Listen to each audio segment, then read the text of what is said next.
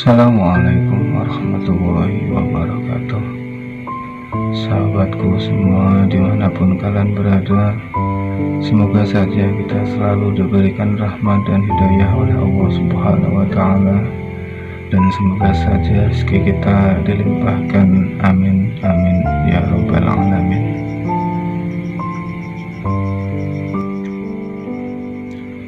Suatu hari, seorang istri selama 11 malam ia tidak bisa tidur. Suaminya sudah berusaha membantu, segala usaha telah ia lakukan, namun sang istri nampaknya masih juga susah untuk tidur. Sungguh kejadian ini sangat mengganggu pikiran sang suami. Akhirnya ia membawa istrinya ke rumah sakit yang kebetulan dekat dengan rumah mereka. Selama di rumah sakit, sudah 3 hari diperiksa, tapi dokter tidak menemukan penyakit istrinya. Kemudian ia berinisiatif memindahkan istrinya ke rumah sakit lain. Setelah dirawat selama 3 bulan di rumah sakit itu, namun penyakit sang istri belum juga diketahui. Akhirnya ia memutuskan lagi untuk memindahkan istrinya ke rumah sakit lain. Dan saat itu ia langsung dirawat di kamar ICU. Satu malam berada di ruang ICU, pada waktu itu ia harus membayar sebesar 2,5 juta rupiah. Badan sang istri itu pun dipenuhi dengan kabel yang disambungkan ke monitor untuk mengetahui penyakitnya. Namun sudah 3 minggu lamanya penyakit sang istri belum juga diketahui. Suatu ketika seorang dokter yang menangani istrinya tersebut menemuinya dan berkata, "Pak, kami minta izin kepada Bapak untuk mengganti obat istri Bapak." "Kenapa hari ini dokter minta izin kepada saya? Padahal setiap hari saya memang gonta-ganti mencari obat untuk istri saya," sahut dari sang suami. "Ini beda, Pak. Obatnya lebih mahal dan obat ini nantinya akan disuntikkan ke istri Bapak." "Berapa harganya, Dok?" "Untuk 1 kali suntik 12 juta, Pak. Dan istri Bapak harus disuntik 3 kali dalam sehari. Berarti dalam sehari saya harus membayar obatnya 36 juta, Dok." "Dok, 36 juta bagi saya itu sangatlah besar, Dok. Sedangkan tabungan saya sekarang sudah hampir habis. Tolong, Dok, periksa istri saya sekali lagi. Tolong temukan penyakit istri saya, Dok. Dokter yang memeriksa dan saya akan berdoa kepada Tuhan saya." "Janji ya, Pak, kalau setelah pemeriksaan ini kami tidak menemukan penyakit istri Bapak, maka dengan terpaksa kami akan mengganti obatnya." "Iya, Dok, saya berjanji." Kemudian dokter itu pun segera melakukan pemeriksaan lagi. Saat itu juga sang suami pergi ke musola yang berada di rumah sakit untuk melakukan sholat sunnah 2 rakaat. Setelah selesai, ia lalu memuji Allah dan kemudian berselawat. Setelah itu ia pun lalu berdoa memohon kepada Allah, "Ya Allah, ya Tuhanku, gerangan maksiat apa yang aku lakukan sehingga Engkau menguji aku dengan penyakit istriku yang tak kunjung sembuh. Ya Allah, aku sudah lelah. Berikanlah hamba-Mu ini petunjuk. Sembuhkanlah istriku ya Allah. Bagimu sangatlah mudah menyembuhkan penyakit istriku. Kemudian setelah ia menyelesaikan doanya, ia tiba-tiba teringat kejadian berpuluh-puluh tahun yang lalu, yaitu ketika ia mengambil uang ibunya sebesar Rp150.000. Dulu ketika ia kelas 6 SD, SPP-nya menunggak 3 bulan.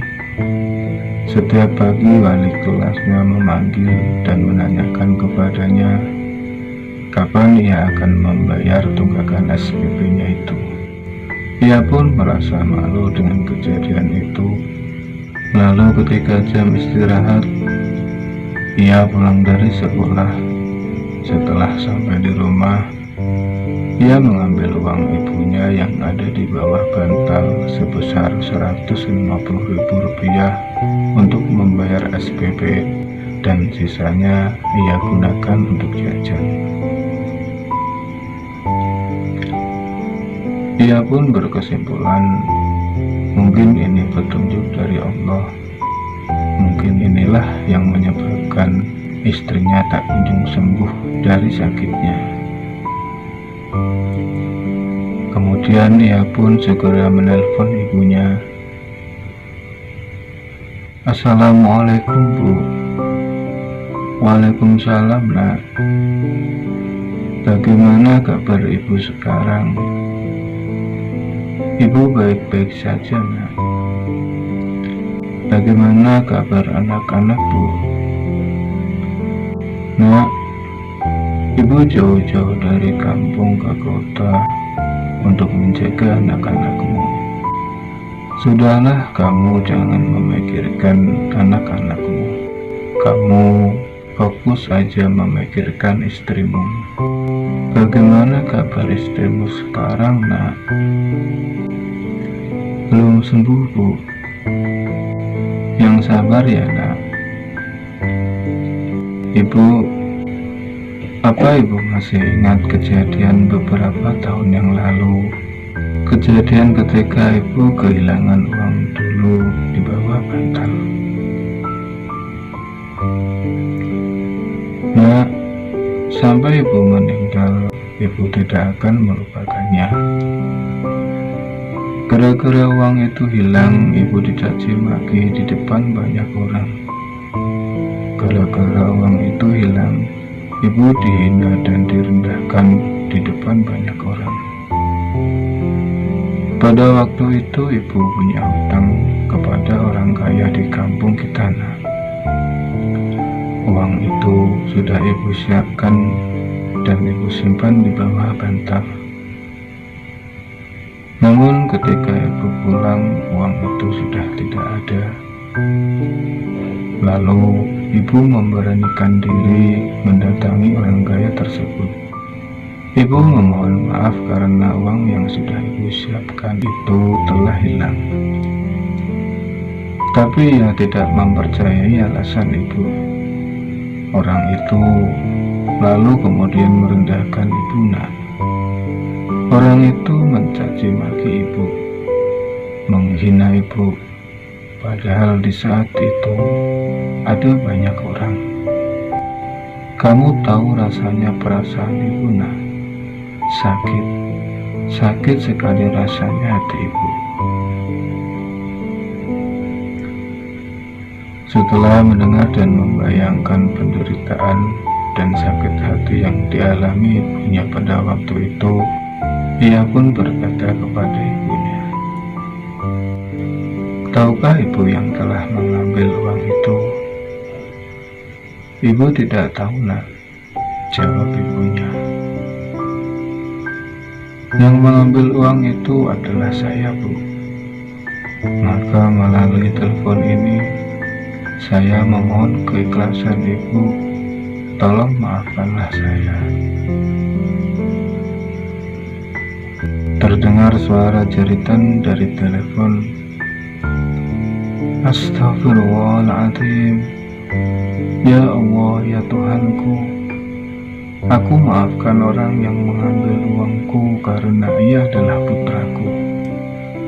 Maafkanlah dia ya Rabb, ridailah dia, dan ampunilah dia.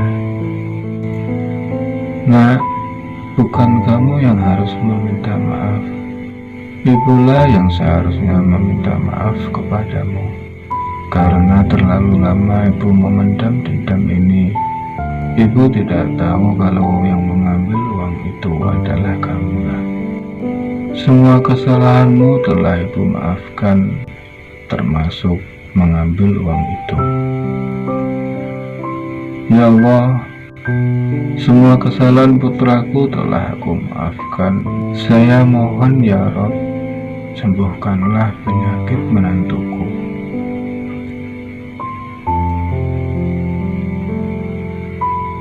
Setelah itu ia menutup teleponnya, lalu beranjak menuju tempat di mana istrinya dirawat.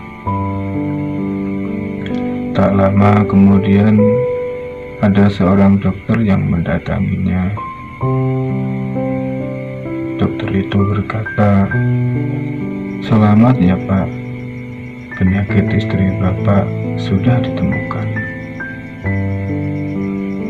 Mendengar pernyataan dari dokter tersebut, ia pun langsung memeluk dokter itu dengan berlinang air mata kebahagiaan.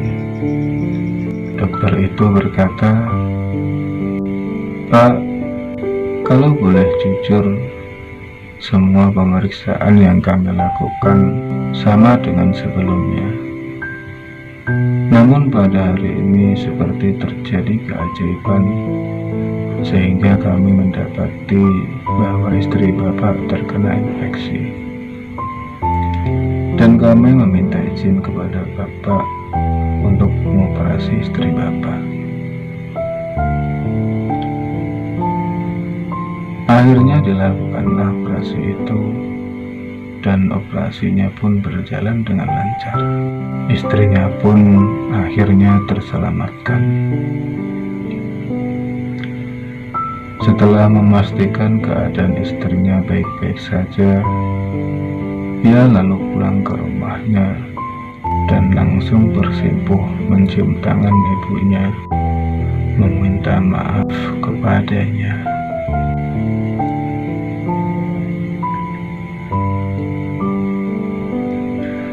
Sahabatku, semoga kisah tadi bisa menjadi pelajaran untuk kita, dan semoga saja bermanfaat. Wassalamualaikum warahmatullahi wabarakatuh.